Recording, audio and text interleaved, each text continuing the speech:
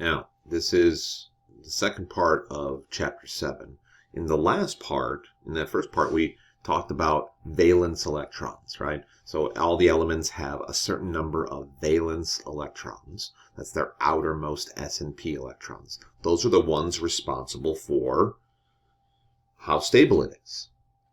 So if that outer shell, if that outer energy level is completely filled like the noble gases have, then it is completely stable. Most elements do not have a full outer shell. They do not have their full complement of valence electrons. Therefore, they are going to do everything they can to get to that point. And that means that if it's an atom that is gaining or losing electrons, it's going to have a charge to it because now its protons and its electrons won't be the same number. They won't cancel each other out. And that's what we call an ion. So we're going to find out that ions are a big part of chemistry because there's a lot of elements out there that would rather become an ion than be stuck as an atom because that would give them an electron configuration, that would give them a number of valence electrons that would be stable, an octet of valence electrons. We're going to use sodium as our first example. If we were to draw a simple picture of sodium, right? Here's sodium's nucleus, where its protons and neutrons are. And here's its first energy level, right? 1s2. Here's the second energy level. So that would be 2s2, 2p6. And then here's its third energy level. It's a 3s1. Again, I know that because it's in the third period, and it's the first one over in the third period, which is an S1. So it has one valence electron in its third energy level. So we would say that it has one valence electron. Now, having one valence electron is not stable. It wants 8 valence electrons, 8 in its outermost shell. Right now it has 1. So it's got two options. Either it could go out and try to find 7 more electrons to add to this shell so that it would have 8 in its third energy level, or it could get rid of this one, and then the outermost shell would be its second one, which is already filled.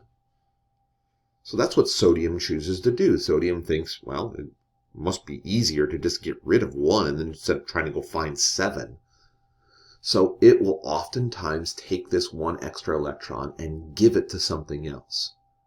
And when it does, now it has a full complement, an octet of valence electrons. It will act just like a noble gas at that point. Now, it will have a positive charge because now it's down one of its negative electrons. So that means that it has more protons than it has electrons now. And so now the whole thing has a positive charge. So if you're talking about electron configuration for ions, you have to remember they always want to achieve an octet, which is what the noble gases already have. They want 8 valence electrons. So they can either gain electrons to be like the nearest noble gas, or they can lose electrons to be like the nearest noble gas, whichever is easiest for the atom to do. So obviously for sodium, it was easier to lose 1 than try to gain 7. Okay?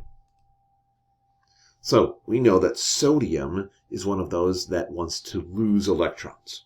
So sodium's always going around going, hey, I got an extra electron, I got an extra electron. Who wants an extra electron? Who wants an extra electron? And then we've got elements like chlorine. Now, if you look up chlorine on your periodic table, yes, you should have your periodic table out as always in this class. If you look up chlorine on the periodic table, chlorine's in group 17. So it has 7 valence electrons. Now, what would be easier for chlorine to do? Gain 1 more to get 8? Or to lose those 7? Well, it seems to make sense that chlorine would want to gain just 1 more. That's easier. So chlorine's constantly going around going, hey, I need an extra electron. I need an extra electron. Who's got 1? Who's got 1? Well, imagine if sodium and chlorine came near each other. Sodium's like, hey, I got an extra electron. Chlorine's, hey, I'm looking for an electron. Perfect. And then you get one of those like slow-mo scenes, love scenes, where the girl and the guy are like running towards each other in slow motion, and then they jump into each other's arms. That's kind of what sodium and chlorine are going to do here. Right? Sodium's like, I have an extra electron. Chlorine's like, I'm looking for one. And they come together. And this is the idea of ionic bonding, because these ions are going to come together because they both get what they want out of it. All right, so let's look at a couple other examples of this. So we'll start with potassium. Okay, so if you see potassium on your periodic table, you see that potassium is in the 4th period, and it's the first one over. So potassium is a 4s1. Now, its nearest noble gas is not ahead of it, it's behind it, right? The nearest noble gas to potassium is argon, which is right behind it in the 3rd energy level. So argon is a 3p6, potassium is a 4s1. So if we compare their electron configurations, we can see that they're actually really similar, except for this right here. Right? Potassium's got that one extra 4s1 electron.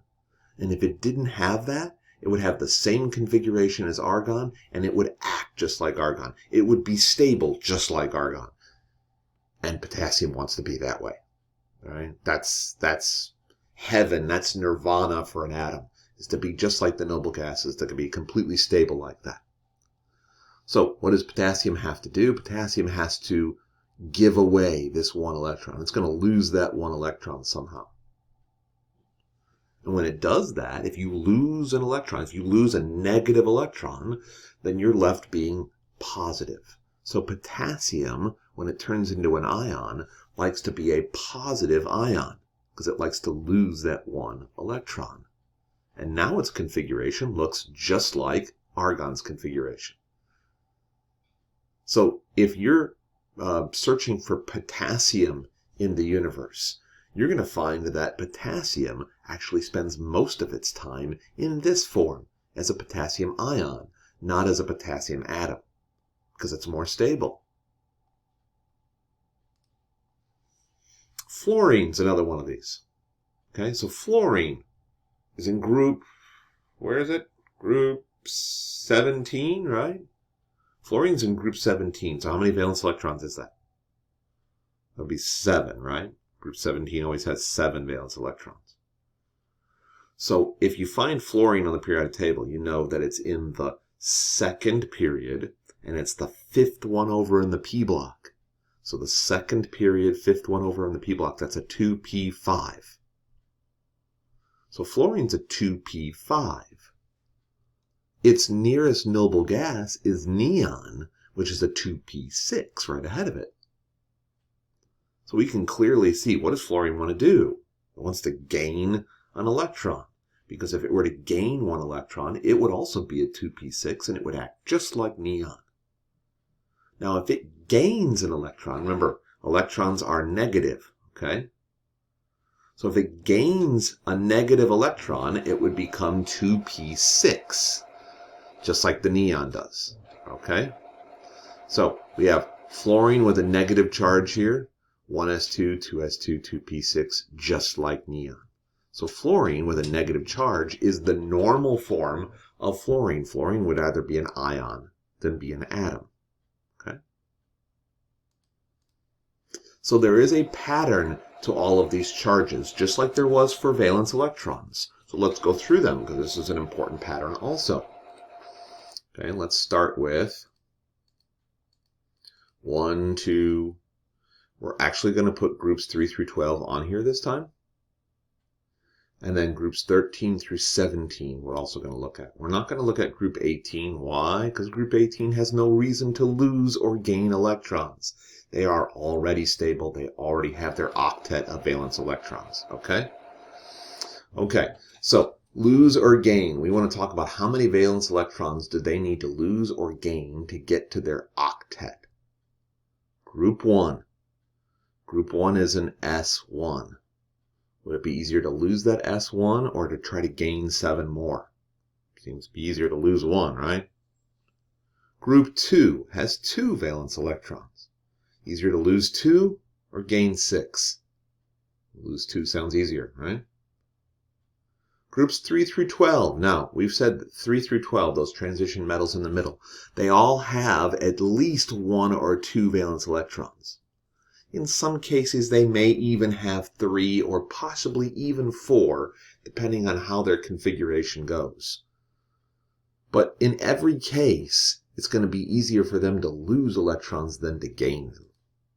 So they always lose. Exactly how many depends. Okay? But they always want to lose electrons. Now, group 13, that would be 3 valence electrons. So what's easier, lose 3 or gain 5? Yeah, lose 3 seems still a little bit easier in that case. Group 14. So 14 would have 4 valence electrons. So it wants to get to 8, right? So would it be easier to lose 4 or gain 4? Yeah, exactly. You'd be like, well, I don't know. Both of them sound equally as hard to do. And you'd be right. Right? Losing 4 electrons is not easy to do. Gaining 4 electrons is not easy to do. So it turns out that group 14 elements oftentimes tend to do nothing because it's just so hard to do either one. Now, group 15 has 5 valence electrons. Now, would it be easier to lose 5 or gain 3? Well, gain 3 seems to make a lot more sense now.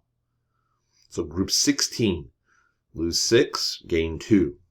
Gain 2 makes more sense. Group 17, obviously, wants to gain 1. So what would happen? Remember, these are electrons that we're losing or gaining. What would happen to their charge? If you lost 1 negative electron, then you'd be left as a positive 1. Or you could write it as a 1 positive, or you could write it with just a positive sign and no number, because 1s don't have to show there. You lose 2 electrons. You're losing 2 negatives, so now you're left being 2 positives, or positive 2, right? You can write it either way. If you're groups 3 through 12, if you're one of those transition metals, since you've lost electrons, you're positive something, right? Depends on how many you've lost as to how many positives you are, but you're positive something. Group 13, you've lost 3 electrons, so now you're positive 3. 14, we said, doesn't generally lose or gain, so they don't generally form ions, so we don't have to worry about their charges. Obviously, if they did, by the way, they would either be positive 4 or negative 4, depending on if they lost or gained, but they generally don't do that.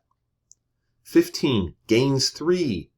Well, if you gain 3 negatives, your charge is now negative 3 or 3 negative. You can write it either way. If you gain 2, you'd be 2 negative. And if you gain 1, you'd be 1 negative, otherwise known as just negative. Again, we don't have 18 on here because they don't need to lose or gain. They already have an octet of valence electrons. So this pattern is really important. Group 1 is positive 1. Group 2 is positive 2. Group 13 is positive 3. 14, nothing. 15, negative 3. 16, negative 2. 17, negative 1. 18, nothing.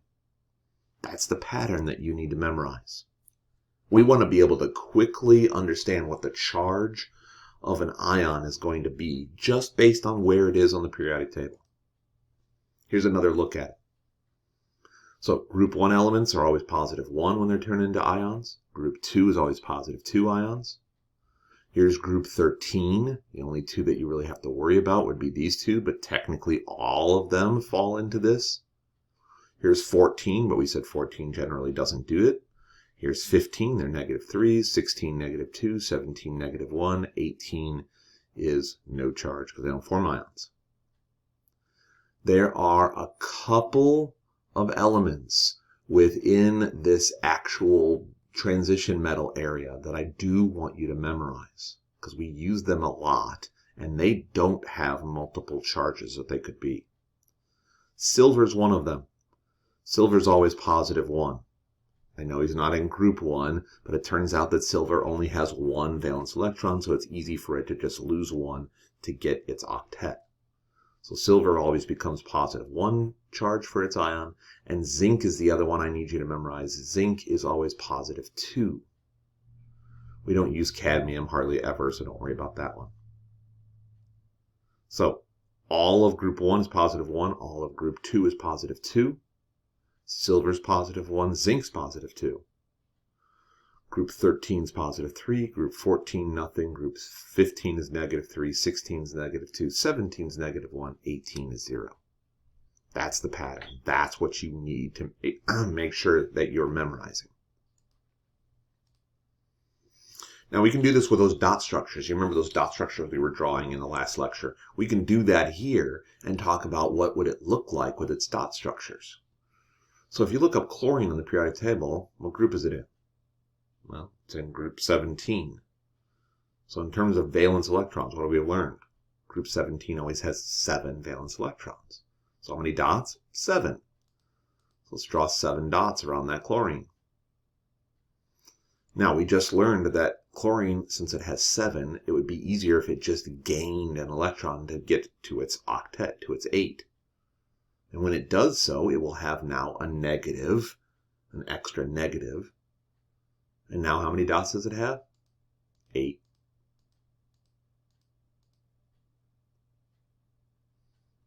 All right, so this is a chlorine atom. This is a chlorine ion because it has, again, that charge to it because it's now gained an extra electron to become stable.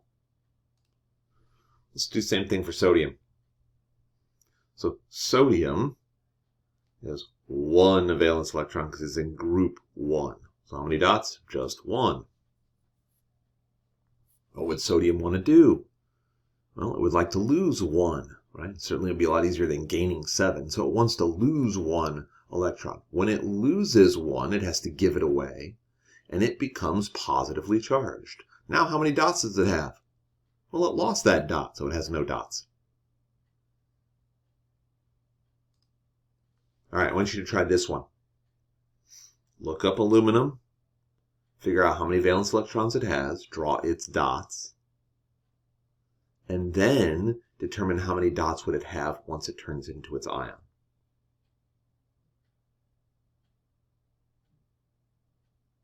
Okay, you figured it out. Aluminum is in group 13, so it has 3 valence electrons. So it starts with 3 valence electrons. It would be easier for it to lose 3 than to gain 5. So it's going to lose these 3. So 3 electrons are going to go to something else. It now has a charge of 3 positive, or positive 3. And how many dots does it have now? None, right? It just got rid of those 3. So it has none left. All right, try one more. Try this one on your own.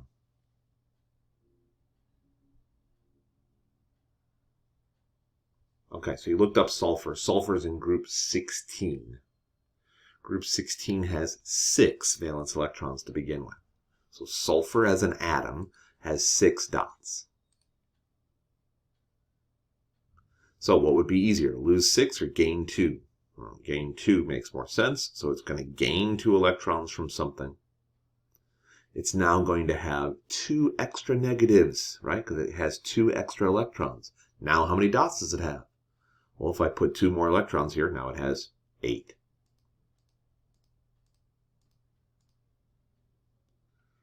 Now I wondered if you actually noticed a pattern here. So chlorine is a nonmetal, right? It's on the right side of the periodic table. Sulfur's a nonmetal. It's on the right side of the periodic table. Sodium and aluminum are both metals. So you notice that metals often form positive ions, and then the nonmetals will form negative ions, because nonmetals like to gain electrons and metals like to lose electrons. So already we can see that there's something going on here. There's a couple of words that I want you to know, vocab words, that we're going to use occasionally in here, and I don't want you to get confused by them, right? The technical name for a positive ion is called a cation ion, like meow cat, right? It is not pronounced cations. I know you're trying to apply your English language to that, and you're like, well, that's how that would normally be pronounced in English. But that is pronounced cation. So cations are positive ions. The negative ions, they are technically called anions, not anions. Like I'm going to the store to buy some onions. I'm not doing that. That's anions and cations. So anions are negative, cations are positive. We will occasionally use those terms. So if I say positive ion or if I say cation, I'm talking about the same thing. So we just said that nonmetals like to become negatives and metals like to become positives. So that means that metals are the cations, nonmetals are the anions. Now, you know one other thing about positives and negatives.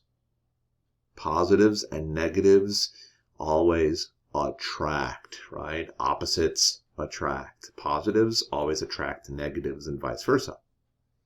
So that means that metals, since they become positive ions, always attract nonmetals because they're always the negative ions.